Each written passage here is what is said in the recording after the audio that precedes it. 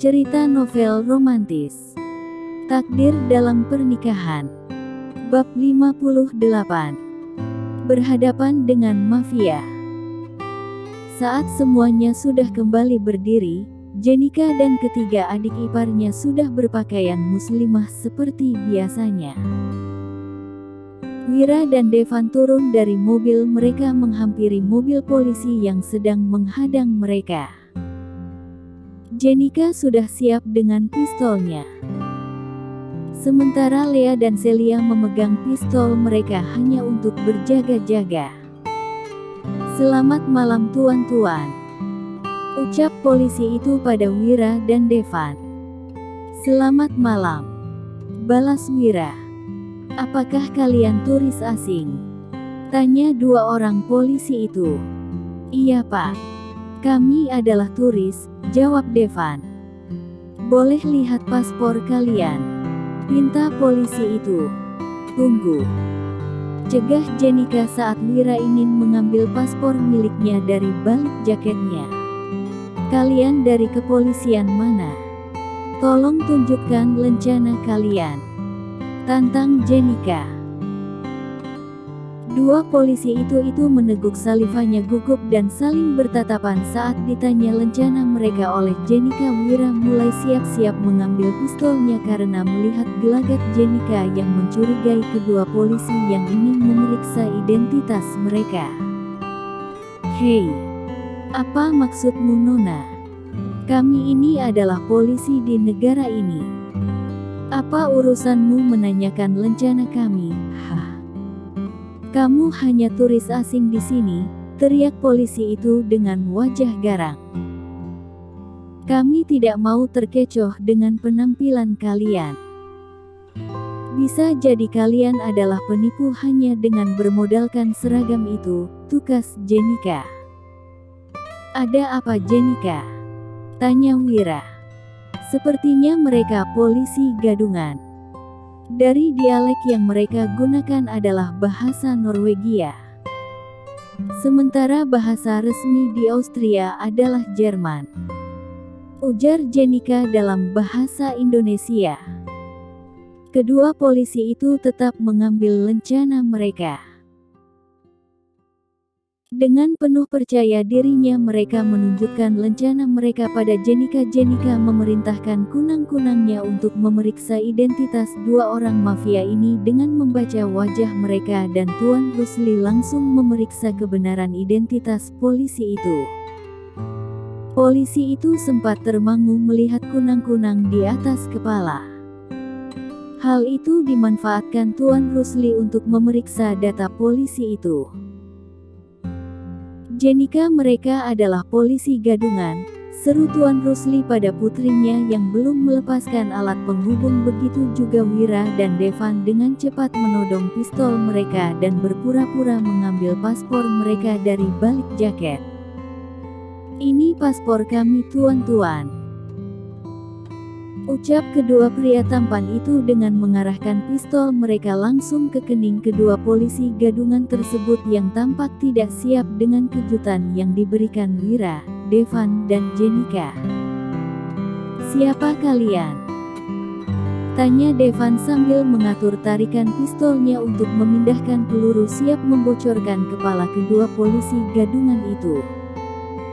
"Jangan tembak kami tuan," mohon salah satu polisi yang awalnya terlihat seperti polisi sungguhan dengan wajah garang. "Jenika, mereka adalah polisi gadungan yang sering menahan mobil van untuk merampas turis asing," lanjut Tuan Rusli. Devan mengeluarkan dua tali tis untuk memborgol tangan kedua polisi tadi. Lalu dibawa ke mobil polisi gadungan itu masing-masing. Jenika menghubungi kepolisian setempat untuk melaporkan kedua polisi gadungan itu untuk menjemput keduanya di lokasi kejadian saat itu. Perjalanan kembali dilanjutkan. Kini mereka tetap harus waspada pada siapapun sekalipun itu adalah polisi lokal yang bisa saja ada sindikat mafia memanfaatkan polisi lokal untuk menghadang mereka. "Kamu tidak apa sayang?" Tanya Wira saat melihat wajah istrinya terlihat sangat pucat. Tidak apakah, jawab Lira sekenanya.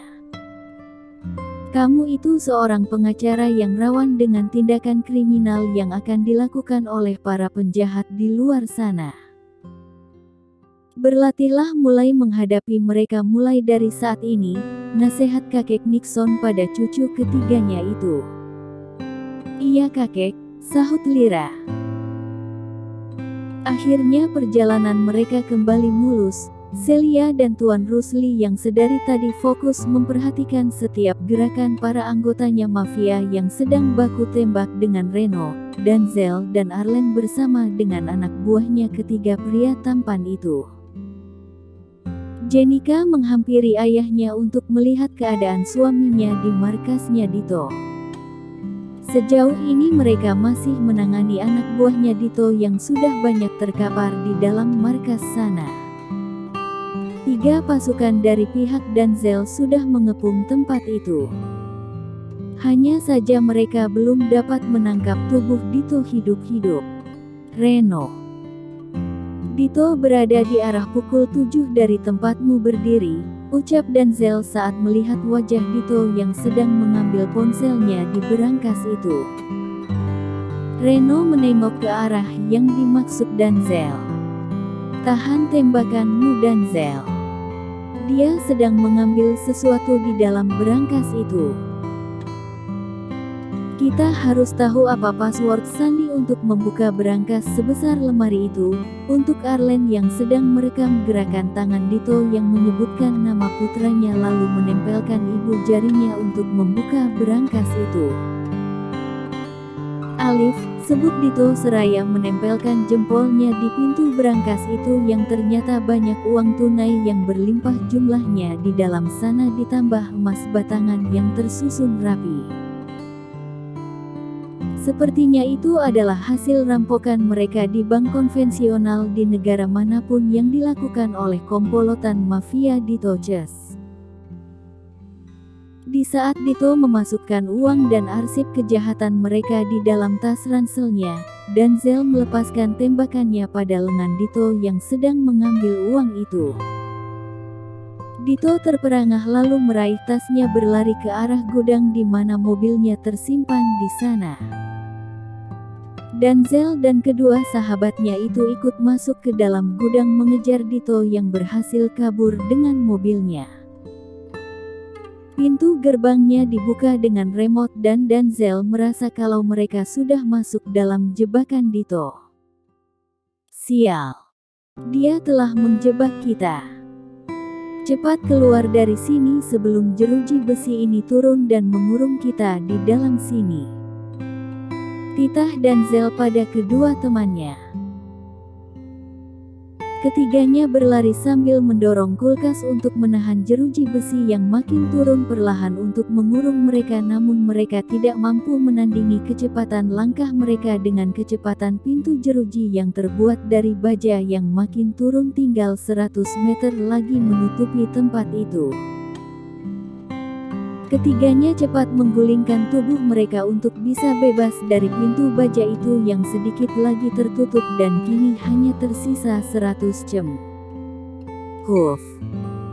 Ketiganya menghembuskan nafas lega dan berlari menuju mobil mereka saat berhasil lolos dari kurungan itu. Kita kehilangan Dito. Pasti dia sudah di jalan utama, ucap Denzel yang sudah masuk ke mobil mereka. Tenang saja sayang.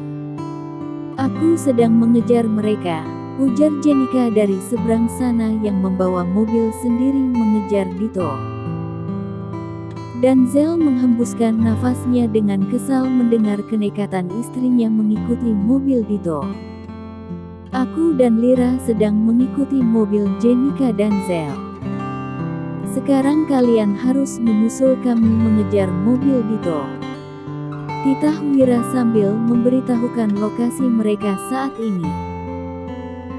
Oke Wira, kami menyusul sekarang mengikuti jalan pintas, ucap Arlen yang sedang melihat peta di mana GPS ponsel Jenika sedang bergerak.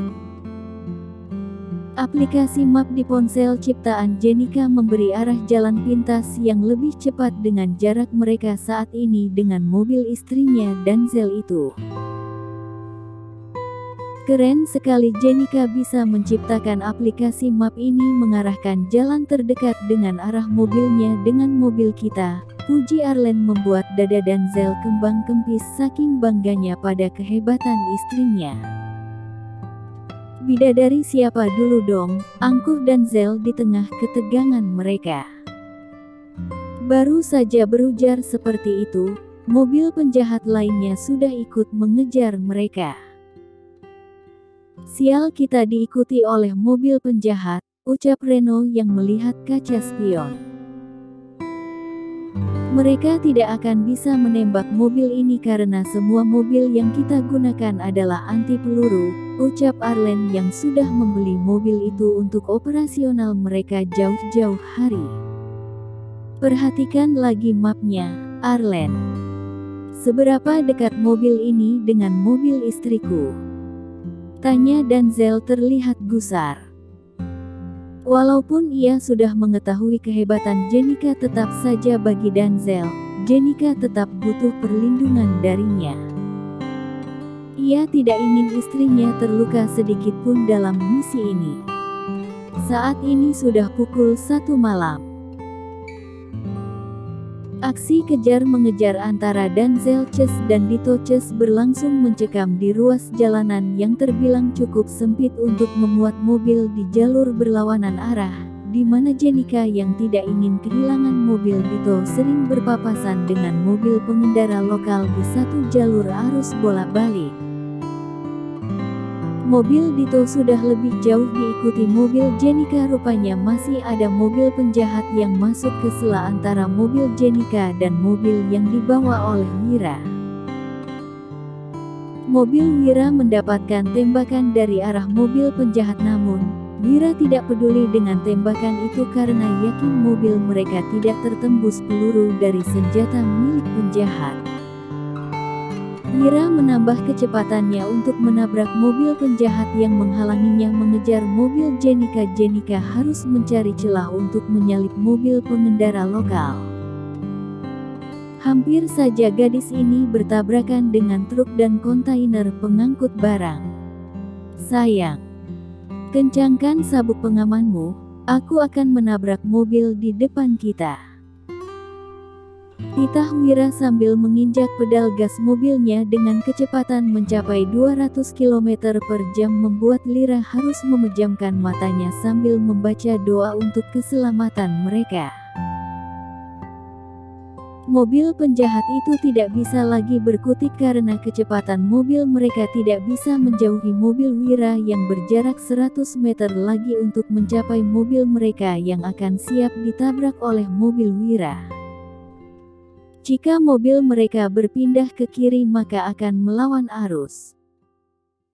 Jika ke kanan maka akan masuk ke jurang dan terguling ke arah pantai di mana akan disambut bebatuan terjal di bawah sana. Brak. Yang dikhawatirkan penjahat akhirnya terjadi juga, mobil mereka terjun bebas masuk ke dalam jurang. Sekarang kita susul mobil Jenika sayang, ucap Wira. Baru saja Wira menyingkirkan satu mobil di depannya, mereka harus mendapatkan kabar yang tidak enak. Sementara itu, Jenika melepaskan alat canggihnya yang lain yang berupa drone yang membawa tangki kimia untuk ditembakkan ke atas atap mobil Dito yang juga anti peluru untuk membuat besi bodi mobil itu meleleh. Lelehan kimia itu memang khusus untuk melumerkan besi baja seperti mobil yang dikendarai oleh Dito saat ini. Aku memang tidak bisa menyaingi kecepatan mobilmu yang super hebat itu. Tapi senjata ciptaanku bisa melakukannya, Dito. Apakah kepalamu cukup kuat mendapatkan tetesan cairan kimia itu, Dito? Gumam Jenika sambil tersenyum. Lanjut ke bab 59.